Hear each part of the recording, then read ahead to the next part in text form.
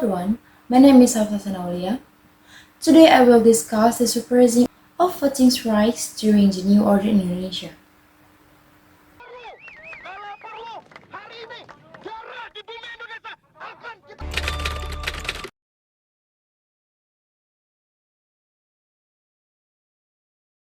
During the New Order era in Indonesia, campus, which should have been a fertile ground for debate and academic freedom, instead drowned in a frightening silence.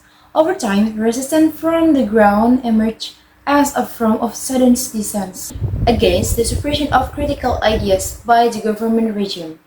Students who were supposed to be again of change and intellect found themselves limited in expressing different views. In an atmosphere surrounded in fear of consequences, silent resistance became their way of expressing dissatisfaction and defending freedom of thought.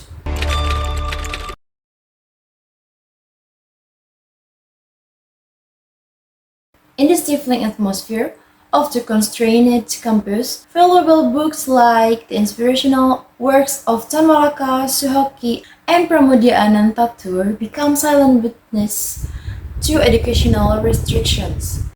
Ironically, these books were confiscated by authorities, reflecting the inability to explore progressive ideas and critical thinking within the academic environment.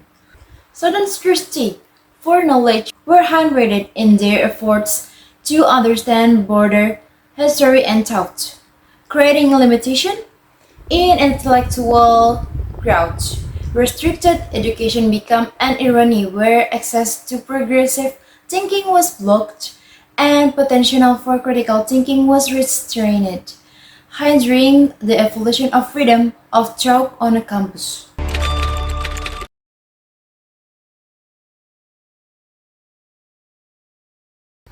However, behind the curtain of fear, there was a group of students who remained united to plan silent resistance.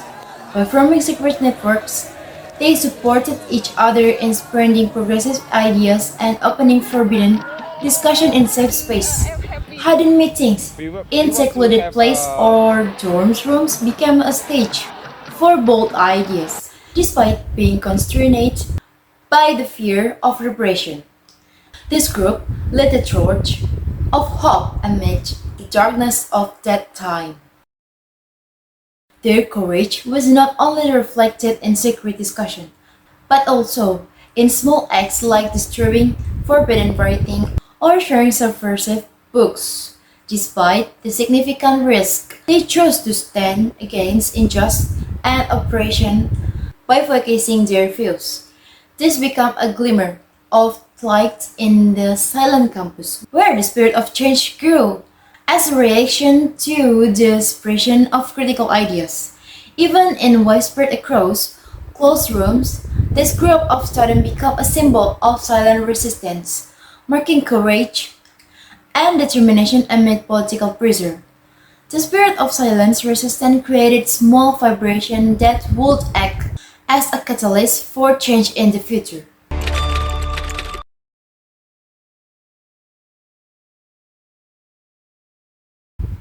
Indeed, silent resistance gave rise to various young activities, from students with their intellects to artists with beautiful yet piercing works. Apa guna punya ilmu tinggi kalau hanya untuk mengibuli?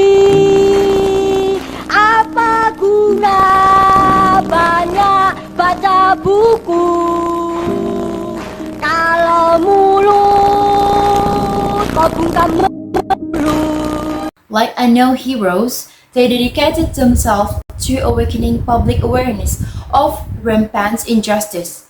Students became a pillar of resistance by spreading progressive thought and organizing hidden meetings to plan change strategies. Meanwhile, artists drove their works of art, attempts to break the veils of silence and voice message timid to bold to be spoken. They tried to change public perceptions and open eyes to realities, sometimes hidden behind government propaganda. Their artistic works become powerful medium of expression, conveying message of resistance through visual that touch heart and minds. In every note and movement of resistance, they refuse to be a victim of suppression police and ignites the flame of change. Despite limitation in expression and action, these young activities embodied the crucial spirit of change amid uncertainty and fear. Over time, their courage became a strengthening pillar of resistance, creating a foundation for profound and unforgettable social change. The vibration of resistance grew louder and resulted in many sacrifices.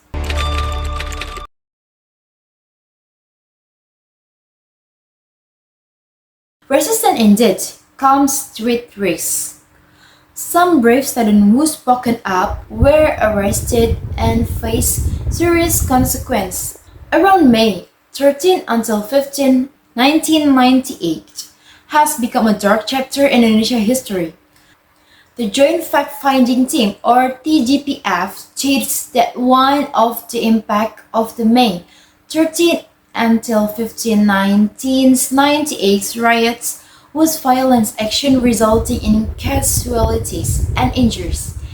TGPF found variation in the data of the number of casualties and injuries.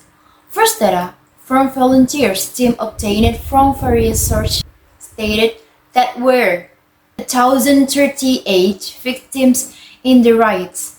The death toll was 1,217 people, with 1,190 killed by weapons and 564 burned.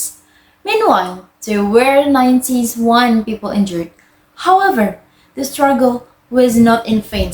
On May 21 at 9 p.m., Suharto delivered a brief resignation speech.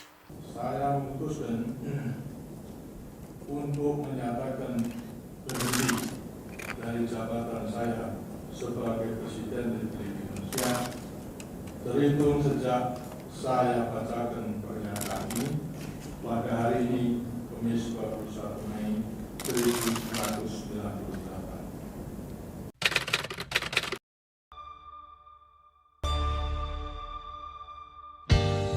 And ultimately, the descent stick grow and silent resistance become the starting point for a new era called reform.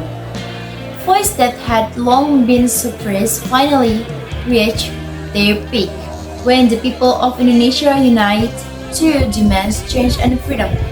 Reform as a turning point in history brought and breath of fresh air to the homeland freed from the cycle of the past. However, this journey must be continually guarded to ensure that democracy and the right to speak in public are not just empty promise but also a sustainable reality. Reform was the first step in craving a fairer and free society, but new challenges arise with growth and change.